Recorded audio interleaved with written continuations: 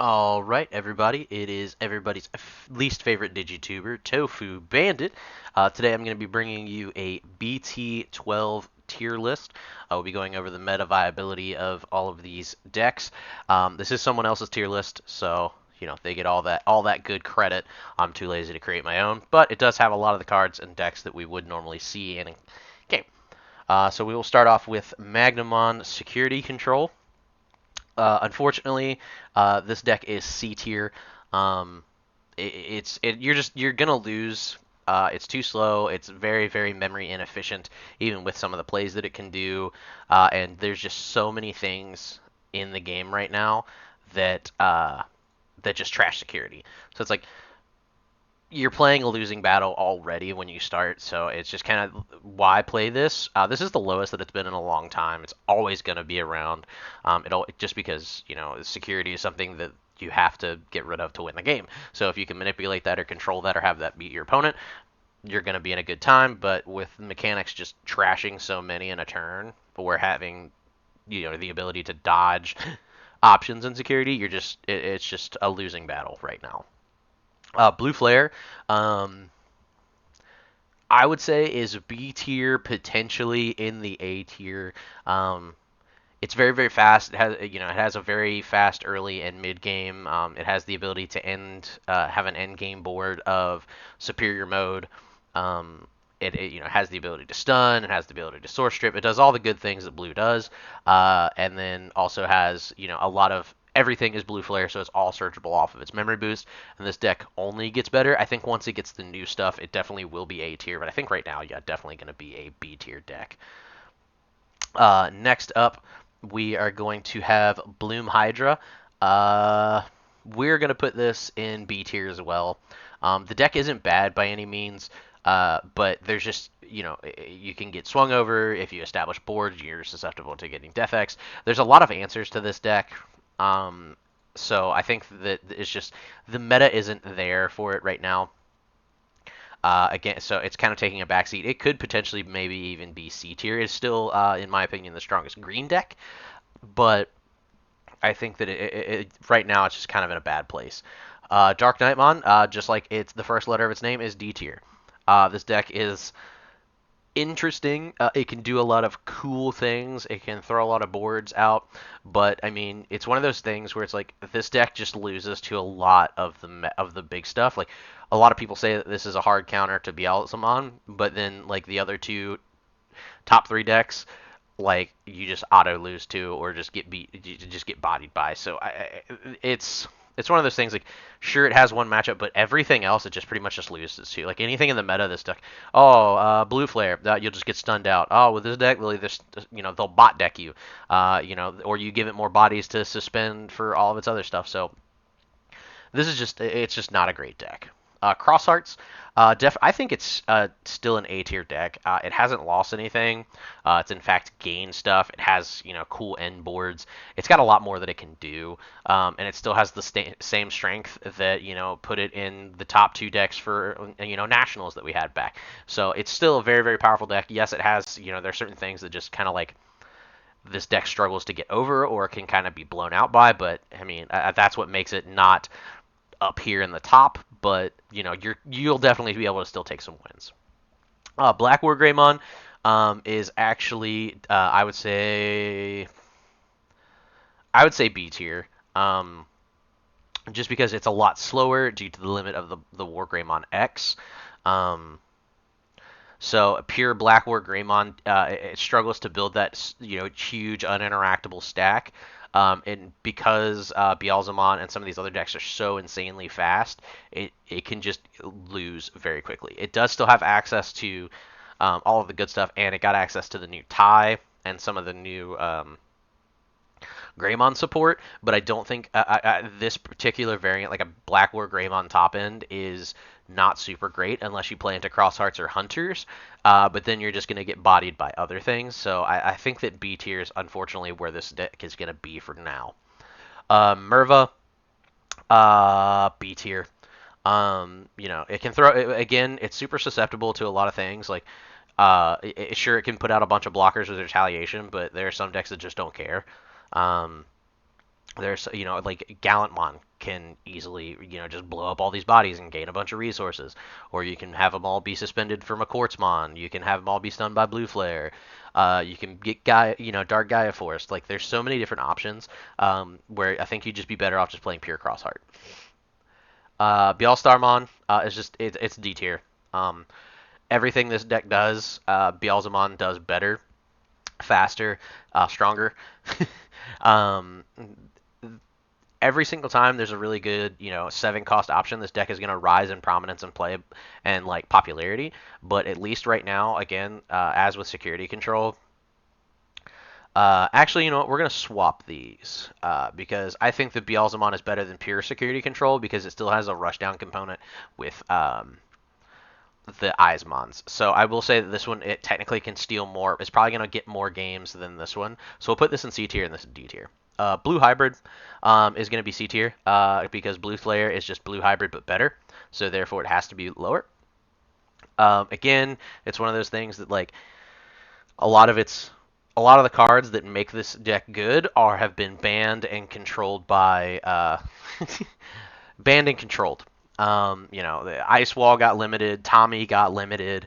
So the things that make this deck really hard to deal with are limited, so you're very less likely to see them. Whereas this deck can still stun you and is more aggressive than this deck is now. Melga, I would say, we'll say top of B tier. Definitely top of B tier. I don't know if it's quite A tier. Melga has seen its time. It definitely overstated its welcome. It's not that it necessarily does any worse. It's obviously still the same deck. It's just a lot of decks are faster or have more options to remove it. This deck struggles against really big blockers and things that have protection. So I would actually, we're going to do it this way. Bam. There we go. Yeah, because Black War Greymon, if it gets established, this deck can't get over it. But it is faster than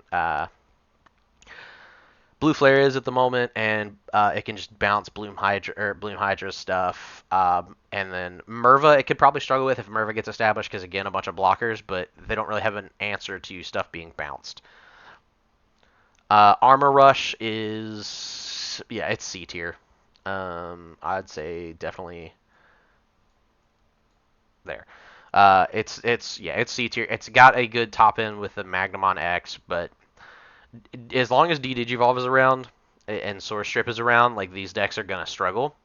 So Blue Flare is just a nightmare for this deck. It just stuns everything. It strips all the sources from underneath of it, so it can't Armor Purge.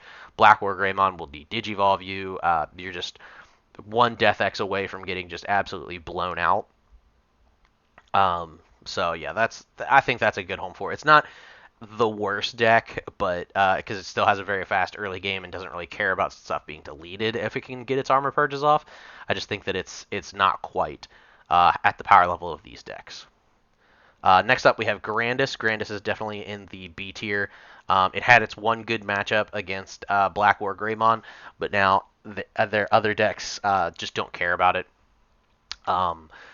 It still has the biggest weakness that it's always had, which is it lacks any form of protection. So if it hits any kind of an option in security, it's just gone, and then you have to rebuild. And when your entire deck is basically just like vomit out all my resources in a single turn to try and OTK you, without any way to kind of come back and protect this stack, you're definitely going to be lower. In fact, this can put out retaliation blockers. So if you just swing and try to swing over them, that you'll just die anyway. So yeah, I'd definitely say it's down here.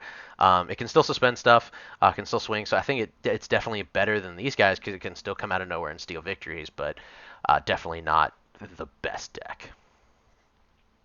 Alphamon is going to be... we will put it right here. It still does the cool things that it can do. It still has the same top end. Still has the same like, oh my god, I went and wombo comboed and it's still my turn.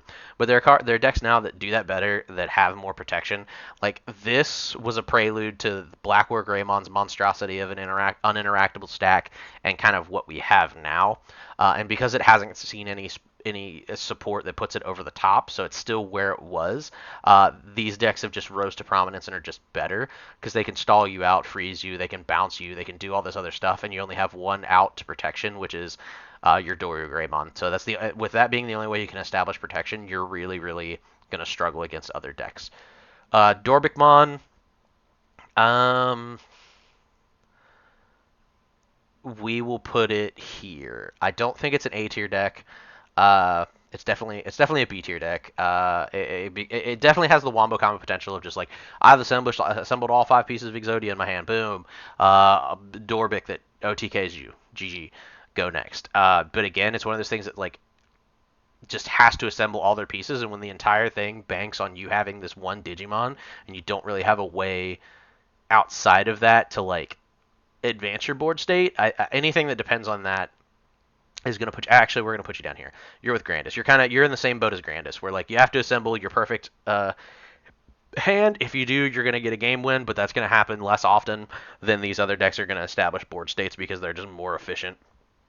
And they're more efficient and they have a lot more redundancy because they're not just basing everything off of 4 copies of a card. Examon is B tier. It is right here. It has very good matchups against Black or Greymon, but Black or Greymon is no longer meta. The Mulligan definitely helped it out, being able to facilitate its boards and like not brick. But again, it's one of those things. Like, it has to see its Examon. Like you have to see certain pieces, and since most of this deck is isolated within an EX set, it doesn't have the same support that some of these others have or will get. So I think that is where this deck falls short. Is it's not any weaker, which is the same thing to be said for a lot of these decks. Like they're not any weaker. They're just decks are able to establish boards and control and get past this guy's bypass this deck before it can get established. Plus, Blue Flare just auto deletes it just because it doesn't have protection from bouncing, and it's a superior mode will ruin this deck's day, all that good stuff. Mastamon, we're going to put right here, middle of B. Not the greatest deck in the world, but it can definitely steal wins. It still has a lot of different pathways you can build because it has so many different options. It's just not one of those decks where you're like, oh my lord, I need a game plan for Mastamon I have to have a tech answer for Mastamon in every deck I build. It can answer almost anything. It still has Chaos Degrade, which right now the only way to dodge that is with a Yuya Kuga. So it still has the options to handle literally everything in the meta. So and every Digimon out. So I think that definitely warrants it at B tier. It has Mirai, so it can still do things if you let it go or you don't know what it does, or it'll beat you. Jesmon is in D for doo-doo tier. This deck, you might think it's good, like, oh man, I have this super wide board, but you have to commit so much, and you're super susceptible to just like if you can't end the game, which this deck struggles to OTK, it can definitely put a lot of pressure, get you down to 1 or none security in a turn. It's definitely something that it can do, but it's really going to struggle to finish the game the same turn it commits all of its resources, which means it's insanely susceptible to a clapback. It doesn't have, aside from like the decoy sister mons, it doesn't have protection from its stacks. It depends on just making itself insanely large and then spitting out a bunch of sister mons that can do one thing or another. But it's still susceptible to DP reduction. It's still susceptible to being unless you have the Giga, the Gankumon X anybody underneath. So like it requires so many pieces to build this insane stack, which again is the same thing that a lot of other decks do, but faster, better, stronger. Their board states are a lot better because of it. You're super susceptible to board wipes like Hades Force. You're super susceptible to just getting swung over. Frozen. There's so many things that you can really struggle with. Next up is Red Hybrid. Red Hybrid is definitely an A tier deck. Not quite in the top, but it is so insanely fast, and it's low to the ground turns. Like if you start your turn, Digimon and Raising Tamer, you can if your opponent like makes a mistake of giving you 3 memory, or you just pick like Memory Setter Tamer, or like basically like if you can start with 3 memory, like, you can check 4 cards in a turn, no problem. Just because you can go into the Burning Greymon and Atomic Inferno yourself into 3 checks, like really, really, really easily. So that with the ability of just like it has so much recursion built in through its inheritables, and then if you do manage to like get rid of all of its stuff, but they still have the old Takuya, they can still Emperor you for game. So this deck is insanely fast. It now has a lot of recursion. It still has Altamon to where it doesn't check security options. So this is definitely a deck you're gonna like. I don't necessarily think you have to plan around because it has a very linear strategy. Uh, so like it could just be like you have a really big blocker, and there's going to be an issue there unless they have the old Emperor Greymon. But it's definitely something you have to watch out for and know that it's coming. Gallantmon is as strong as it's ever been, which puts it in the B tier. This is a deck that I usually would put in like C or D tier, but it finally has access to raid. It has ways to clear the board to get its additional effects of when something's not deleted, do insert effect here. So it's able to do these things, which allows it to get the advantage that it wants to. It has a warping effect. It still has access to the blitz through Takuya, which means it doesn't need to run X antibody. It can, but it doesn't have to.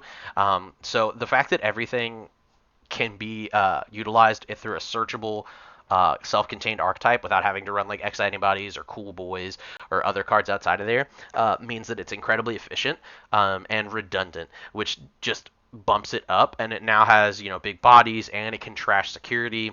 And so if it is able to establish itself like if you get a Crimson mode before a Beelzebub player is able to pop off turn 4, turn 3, turn 4, then you're good. If they draw the nuts in turn 1 or 2, I mean, no, I don't know if anybody's beaten that. All Force is I will not put it in the doo-doo tier, but it definitely is a C tier deck.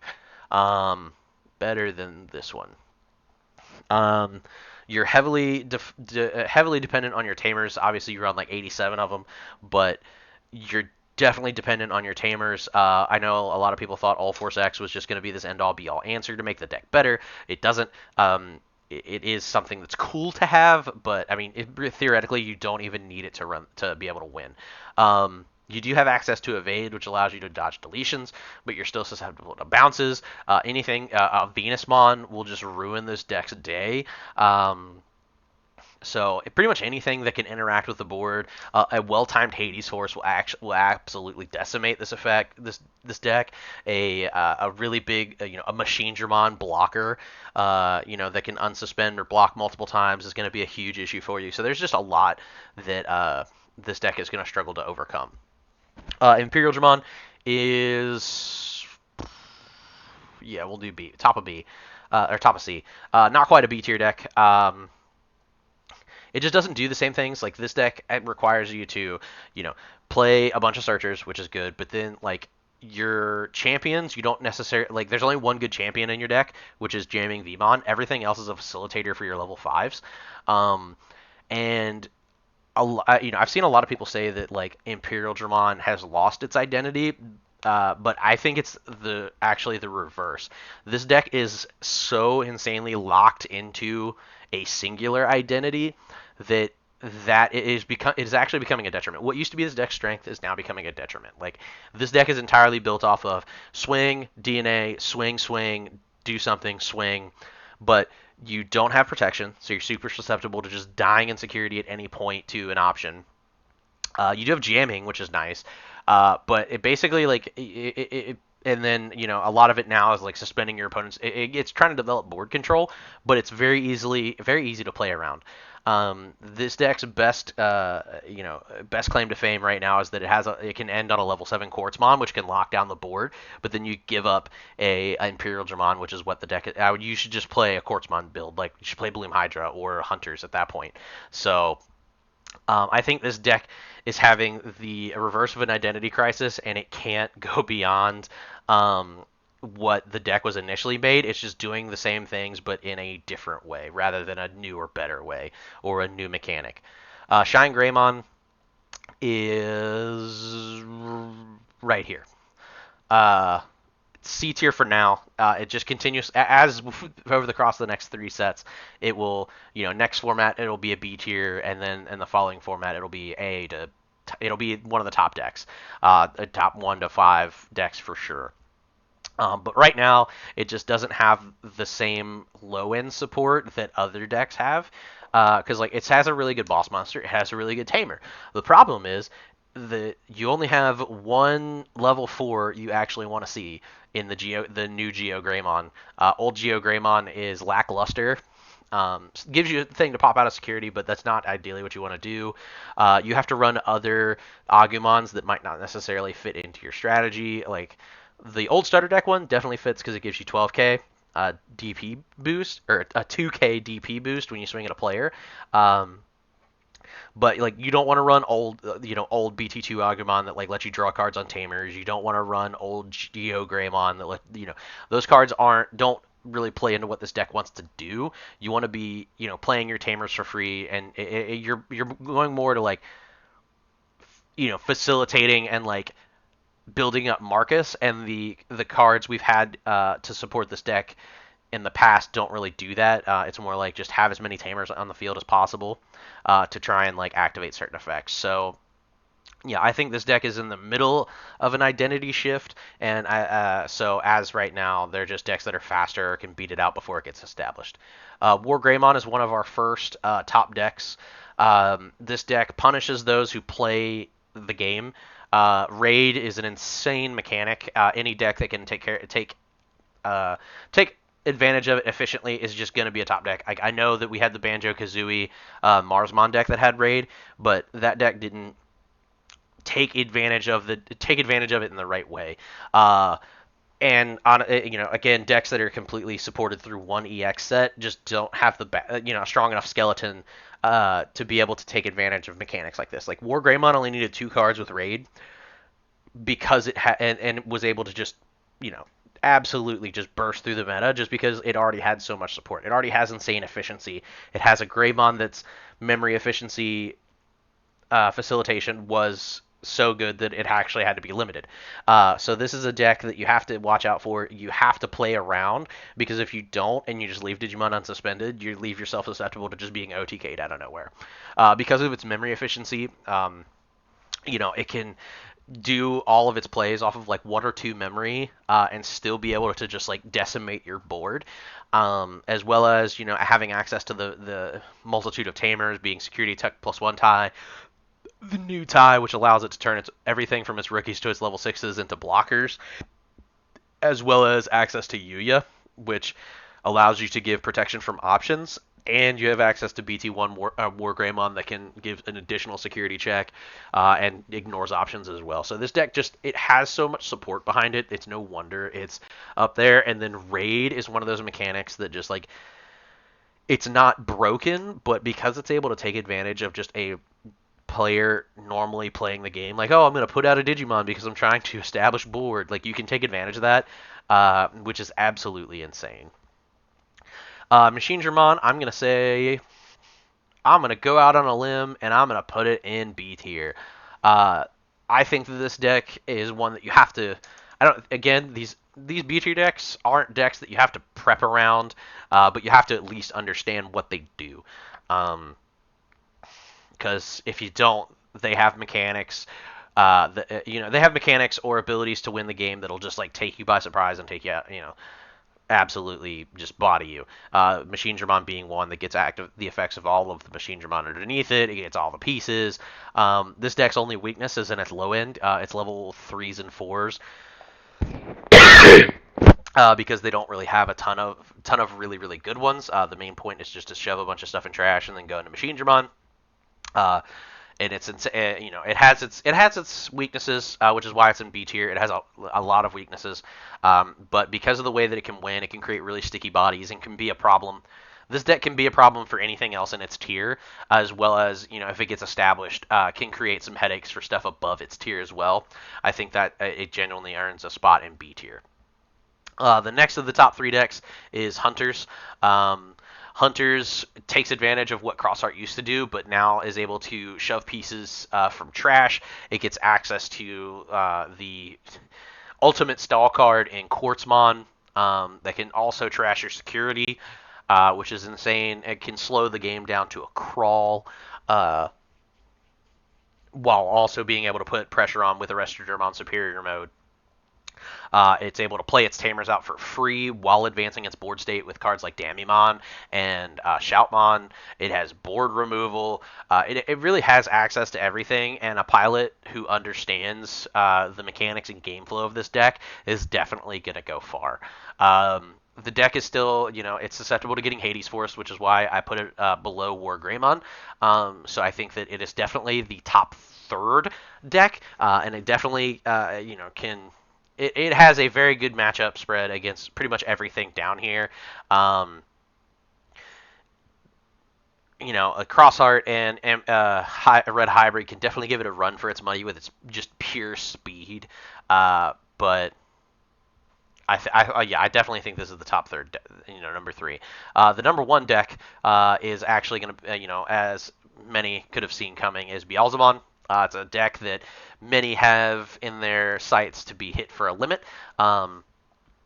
Just because this is a deck that its main archetypal strategy is very uninteractable from opponents.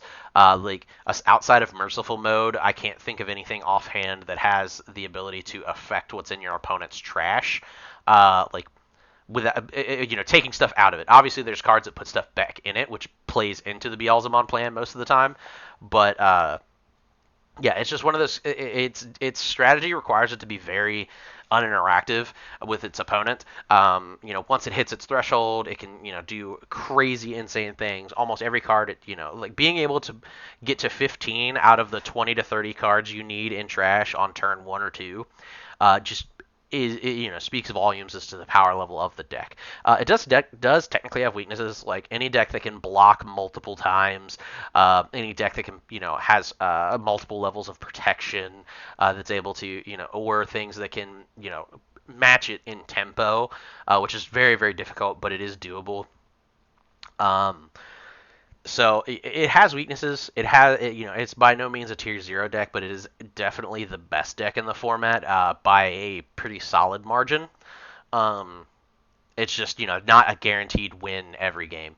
It definitely, in order to get it to the higher level, you have to take advantage of the skill ceiling and know, like, I need to mill this, or I need to get these tamers out. I need to activate the Iron Mako to specifically put these cards on top to make sure I get maximum value. Like knowing when to do these things, and when you need to like go for game is what is going to put you up here. Like the average player playing this deck, I would say is just as likely to lose to like anything from like B tier up.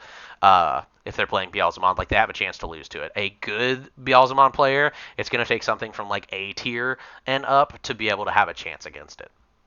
Um, but yeah, in the end though, like this is a deck though that you really don't know what to hit. The Corona Blaster it helps keep it from milling itself completely out. But they only run one of it, so you can't hit that. The Entmon you could hit, but that would like I wouldn't say irreparably damage the deck, but I think that might be the best hit is to hit the EX2 Impmon down to like 2 or 1, just to like hopefully have a chance to prevent them from going to 15 to 20 cards on turn 2. Like if that happened like turn 3 or 4 to give other decks a chance to establish first, I think might be the answer. But anything else is a video for another day. But I have been Tofu Bandit, and this has been my BT12 tier list. I look forward to seeing you again. Have a good one. Deuces.